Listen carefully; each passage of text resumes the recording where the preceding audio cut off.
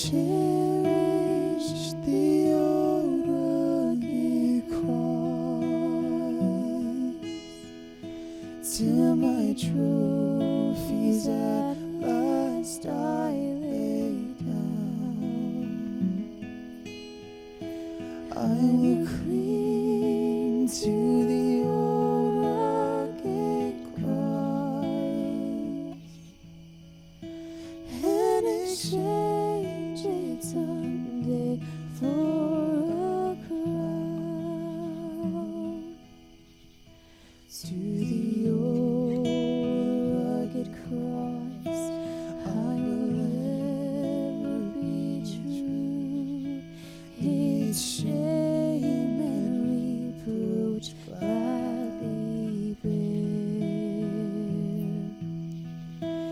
Then he'll call me someday to my home far away, where his glory forever I'll share. And I'll cherish the old rugged cross, till my trophies at last I lay down.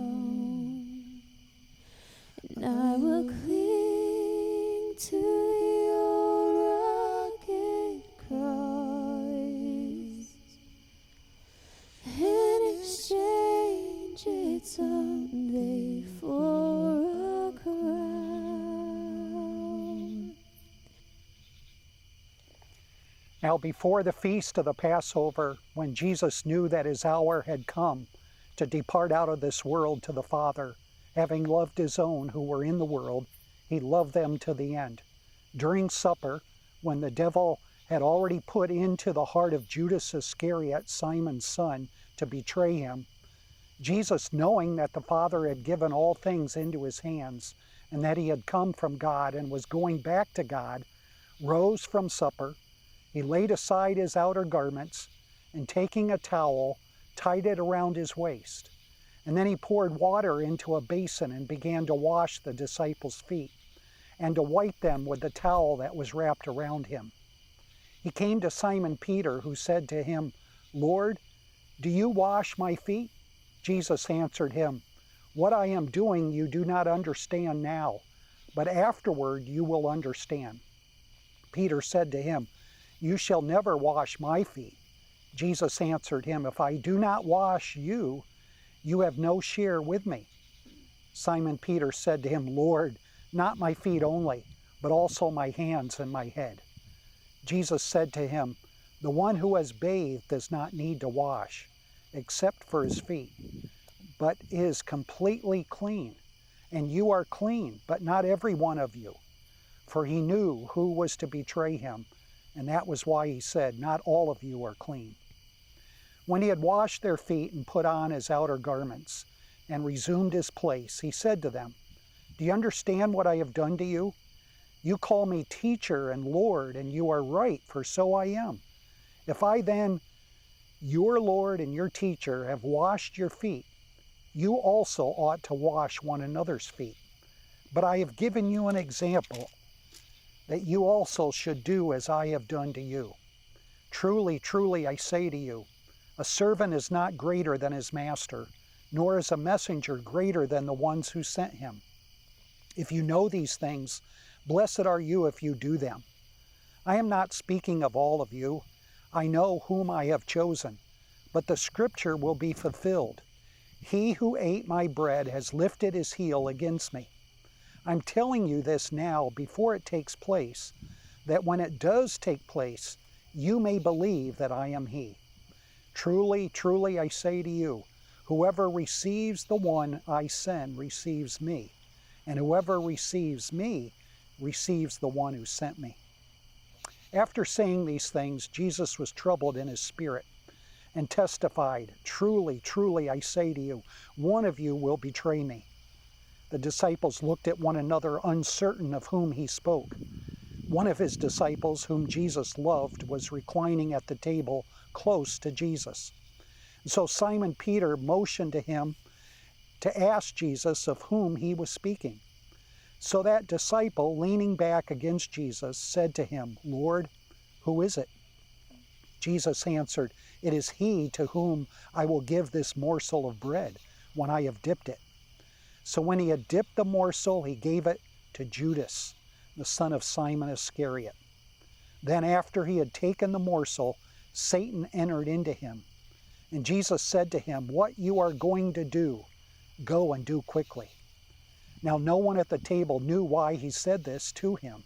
Some thought because Judas had the money bag, Jesus was telling him, but go buy what we need for the feast, or that he should give something to the poor. So after receiving the morsel of bread, he immediately went out, and it was night.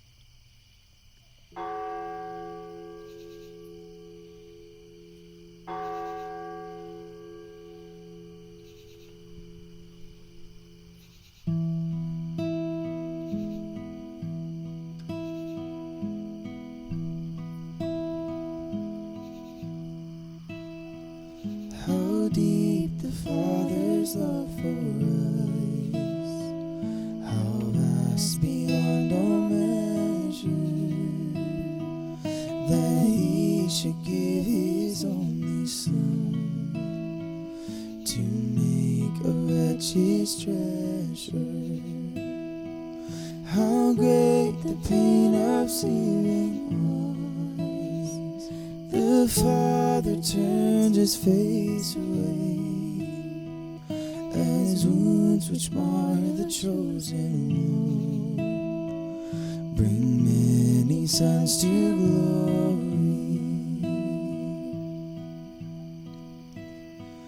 Behold the man upon the cross, my sin upon his shoulders. Ashamed, I hear my mocking voice call out among the scoffers. It was my sin that held him there until it was accomplished. His dying breath has brought me life. I know that it is finished.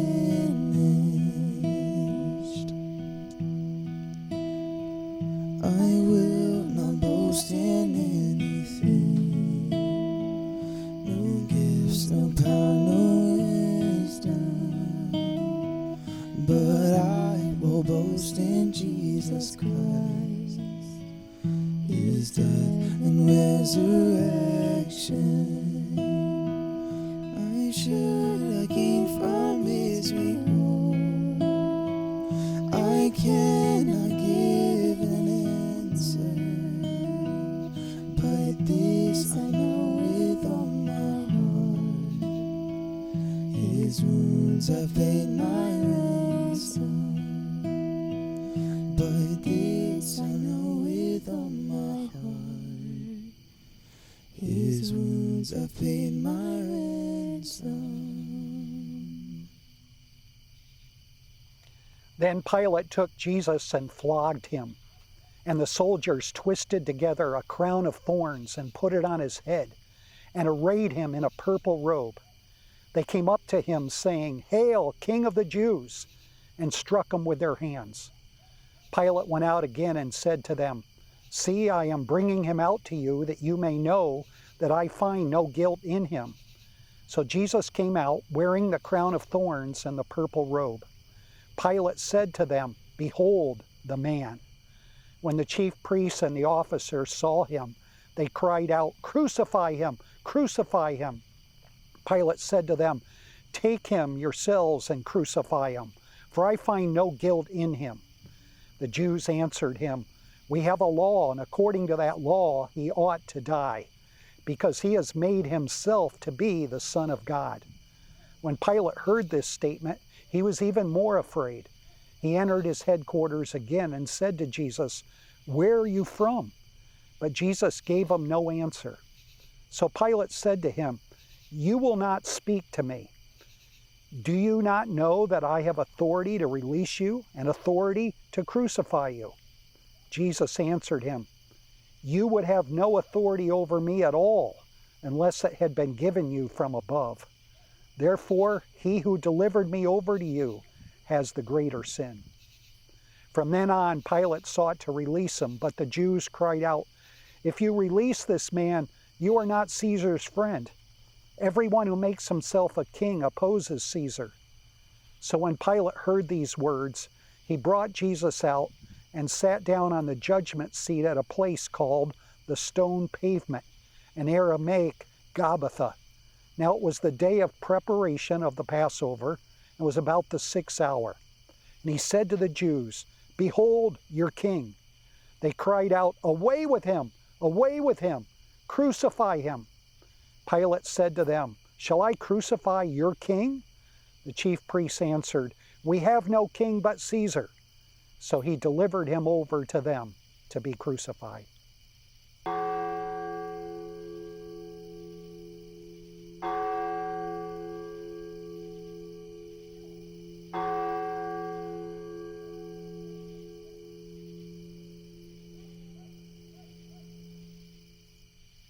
How heavy is this curse of sin? Naked and afraid I hide. Who could stand beneath the wrath of heaven? For what can darkness say to light? How rightful is this veil I wear?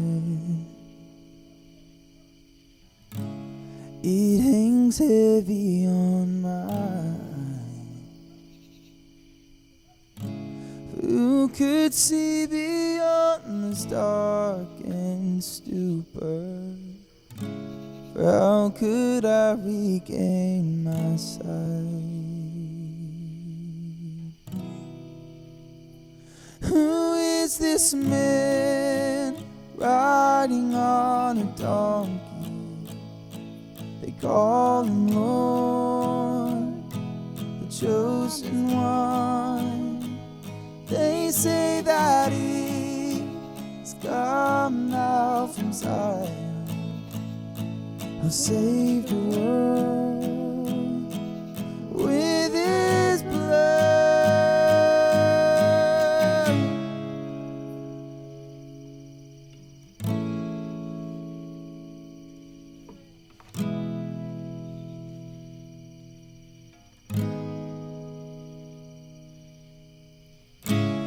Wretched is this crown of thorns that he did not deserve to wear. The Lamb of God beneath the wrath of heaven, all my sin he chose to bear. Who is this man dying on Golgotha? Innocent, his flesh was torn. Surely he was the Messiah, the one that we've been waiting for. The earth would start to shake, the sky would start to darken, the saints would start to wake. The final word was spoken, and death and dealt its blow. But grace would be its victor, the sun would roll away, and we would see our Savior.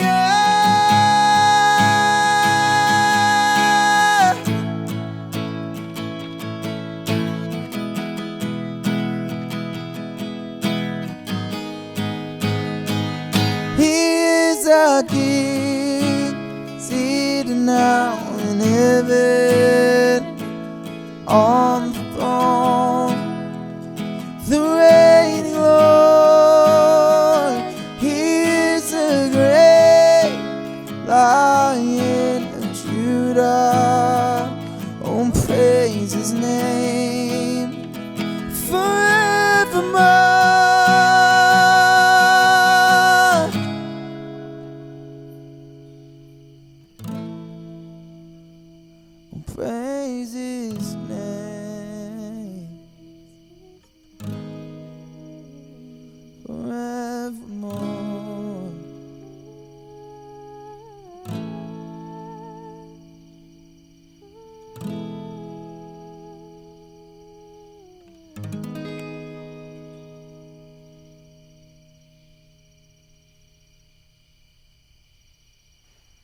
So they took Jesus, and he went out, bearing his own cross, to the place called the Place of a Skull, which Aramaic is called Golgotha.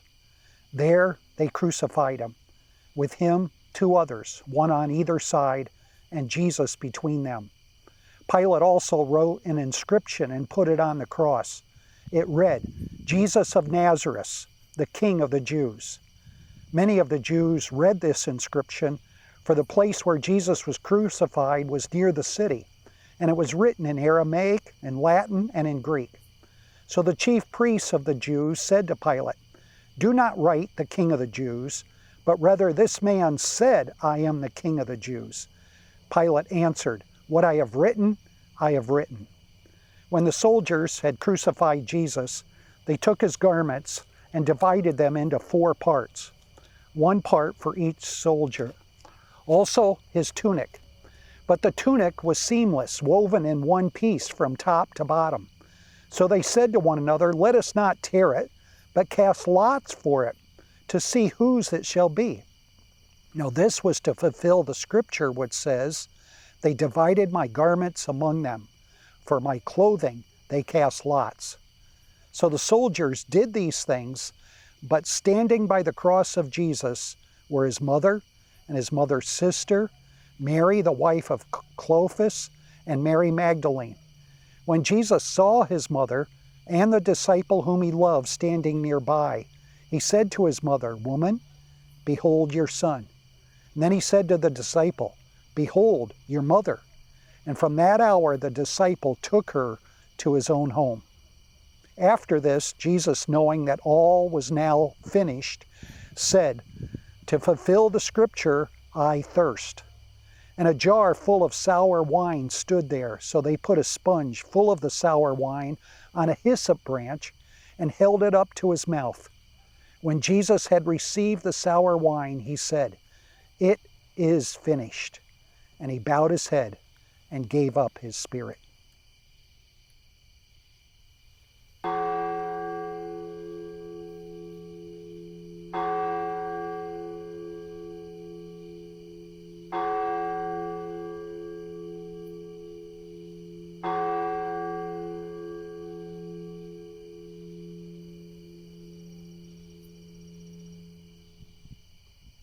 Lord,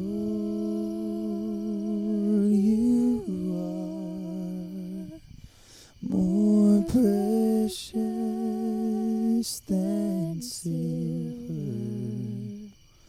and Lord, you are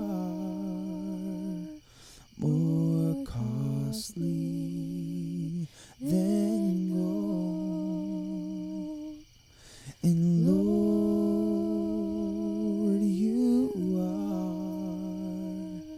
more beautiful than diamonds, and nothing I desire compares with you. And Lord, you are more precious than silver, and Lord, you are more costly than gold, and Lord, you are more beautiful than diamonds, and nothing I desire compares with you.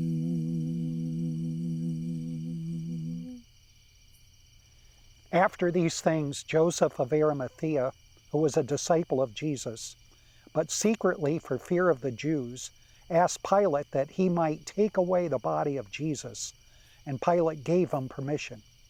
So he came and took away his body. Nicodemus also, who earlier had come to Jesus by night, came bringing a mixture of myrrh and aloes, about 75 pounds in weight. So they took the body of Jesus and they bound it in linen cloths with the spices, as in the burial custom of the Jews. Now in the place where he was crucified, there was a garden, and in the garden a new tomb in which no one had yet been laid. So because of the Jewish day of preparation, since the tomb was close at hand, they laid Jesus there.